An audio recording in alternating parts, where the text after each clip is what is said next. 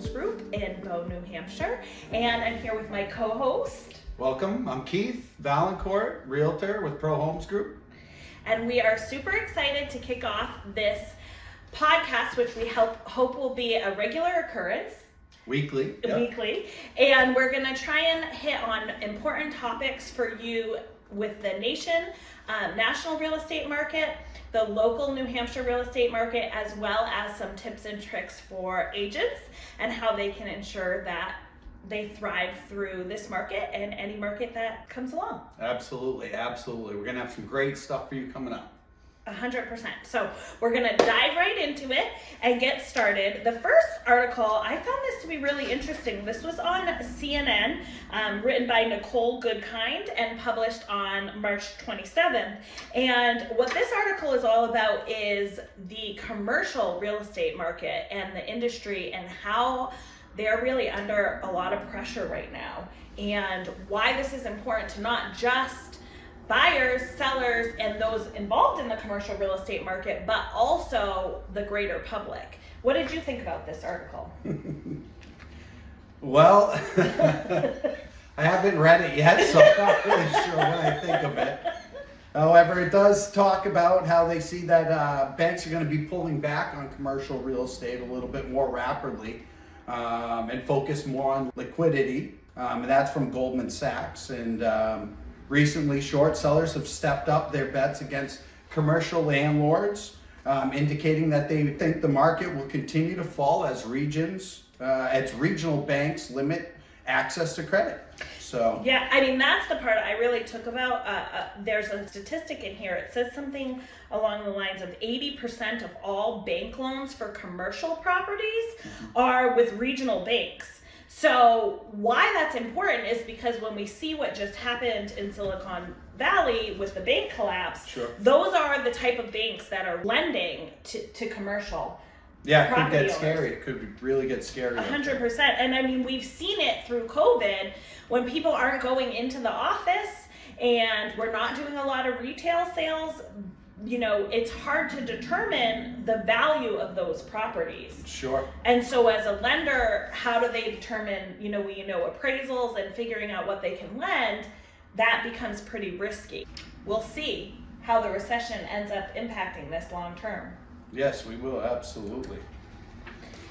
Alrighty, our next topic is really for the agents. We all know that, talking about the commercial side of it, the residential side of it, interest rates coming up, all that kind of stuff. We really want to talk about why agents might be failing in this market. Sure.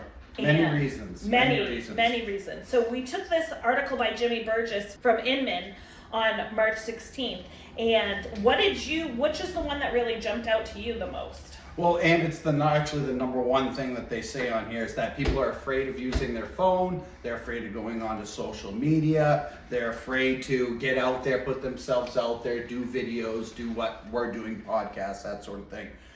So that was the first thing that I read on, and that was the biggest thing that jumped out to me, most importantly. Well, yeah, and I think they make a point of it's a numbers game. It's a relational business. It's conversations. And in the past couple of years, when this business has just kind of been falling into agents' laps, they've really gotten away from making the phone calls and doing the outreach that's required to kind of have those conversations. I definitely thought about that one too.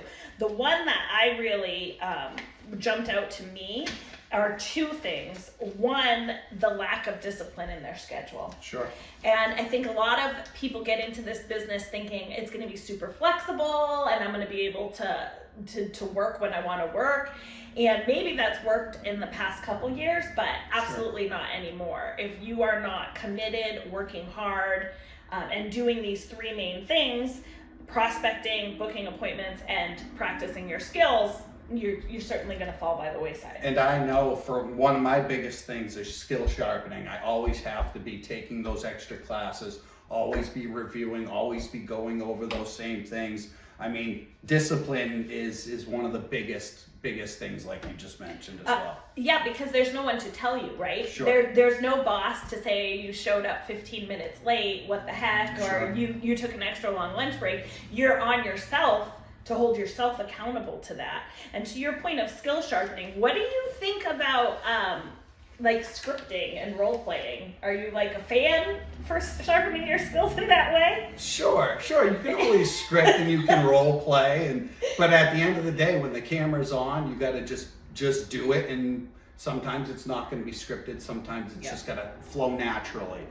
So as much as you can sharpen your skills, until you're in front of the camera just doing it, you're not going to be able to kind of get better at those particular things. But still, you want to sharpen those skills as well, for sure. Another thing that stepped out to me was that a lot of people think that they can just do it part-time, and sometimes you think you can start out that way, but quickly I think that realtors find out that you got to put in, it's a full-time job, but you got to put in the hours, you got to have that discipline.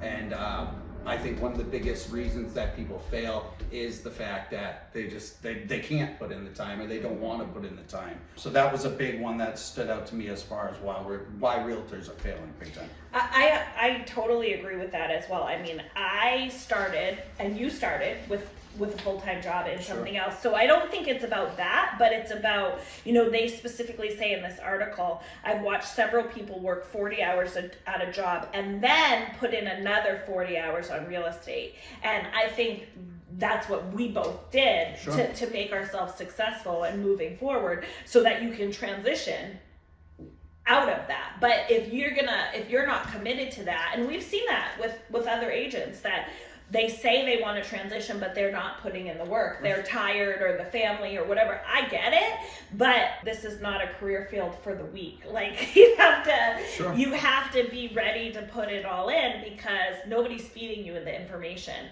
And I think that's a huge shift for people who come from traditionally corporate America to being really, we're entrepreneurs and holding ourselves accountable, and nobody's just feeding you the clients. You have to go out there and get them. Which is why you can't be too passive, which is another point in this article about, why realtors are failing, is because they're just too passive. They're not, like you said, they're not going out there, they're not doing it. They just think it's going to come to them, that maybe they have a good experience one time, but at the end of the day, that's not going to last. That's not going to go the extra mile. You can't be passive. Which actually brings it full circle, right? To your first thing about being afraid to make the calls or make the connections. I think a lot of agents are afraid of looking salesy or whatever. And what I say to that is, I never feel salesy when I'm reaching out to my sphere and my clients. I feel confident. I know that I'm the best person to move them forward in this process. And I know nobody's going to work harder than I am. So when I'm reaching out to say, hey, you have this much equity, have you thought about upgrading? I don't think I'm being salesy. I think I'm providing value. Hey, you have an opportunity here, and I take it as a responsibility for the people I know, like, love, to share with them what they can do. That's how passionately I feel. Most people, when you do reach out to them, and they're usually thankful that you did, when you do give them that piece. There are a few people that might not be ready for it or might not need it at that time, but even those people usually are quick to tell you, thank you for giving me that information. Even if it's not right now, they'll think about you further down the line, for sure. 100%. Jess, was there anything else that stood out for you as far as this article about why the agents are failing and how to avoid their mistakes? Yeah, I mean, I could talk about this forever and ever. I'm super passionate about people being successful in this industry, but I also think, we're going to see it. New Hampshire Association of Realtors is expecting 2,000 agents in this next year to kind of be out of the business. That's a huge number. Absolutely. And so even in this industry where we're talking about fewer transactions in 2023, there may be less competition for those transactions. So all of those agents that have been doing one, half a deal, 2 deals, those deals are up for grabs for those agents that are willing to go out and do what it takes to make it work. So I think that this article really touches on 7 great reasons on why agents are failing and how to avoid their mistakes going forward. So, 100%. Who's that? Jimmy Burgess? Yeah. Well, this was our first go round. If you have some topics or something that you're interested in that you really want to hear our spin on, reach out to us, send us the article, send us the info, and we'll be doing episode 2 next week and see how it goes. So feel free to reach out to us anytime. We'll have the link to both articles linked below. And don't forget to subscribe to hear what we have to say next week. Thank you. Bye-bye. Bye, everyone.